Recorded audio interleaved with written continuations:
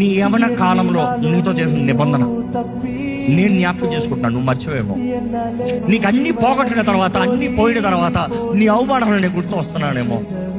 అయినా కూడా because I made a covenant, నేను నీతో నిబంధన చేశాను కాబట్టి నేను నిత్య నిబంధనతో. ఏంటన్నమాట?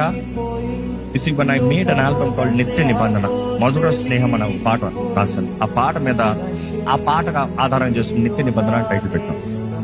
నిత్య నిబంధన అన్నప్పుడు దిస్ వాస్ ద వర్డ్. ఎందుకంటే ఆ మధుర స్నేహం పాట చూసినప్పుడు దేవుడు ఇచ్చిన, దేవుడు చేసిన, దేవుడు జరిగించినవన్నీ మరచి తాత్కాలికమైనది, క్షణమాత్రం, లోక భోగము, లోక స్నేహాలు, వాటి వైపు వెళ్ళిపోయి ఆయనను విడిచి ఆయనకు ద్రోహం చేసి అందులో పోయేవేమో. కానీ మరొకసారి జ్ఞాపకం చేసుకో ఆ మధుర స్నేహాన్ని, ఆ ప్రేమని, ఆ మొదటి ప్రేమని, ఆ దేవుని ప్రేమని. అక్కడికి తిరిగిరా. ఏ హీన స్థితి అయినా, వేదన, పోరైనా వేగరంగా క్రీస్తు దగ్గర రా. ఎందుకంటే ఆయన ద్వారా నిత్య నిబంధన. ఈ రోజు నిత్య నిబంధన అన్నప్పుడు ఎవర్ లాస్టింగ్ కవెనెంట్. అక్కడేమో నేను చేస్తాను అన్నాడు, ఈ రోజు అయితే చేశాడు అని చెప్తాం. చేసింది ఎవరి ద్వారంగా? యేసు ద్వారంగా, ఆయన రక్తము ద్వారంగా. ఈ రోజు నిత్య నిబంధన చేసి నేను నిన్ను జ్ఞాపకం చేసుకుంటా, నేను నిన్ను స్థిరపరుస్తా. ఇంకా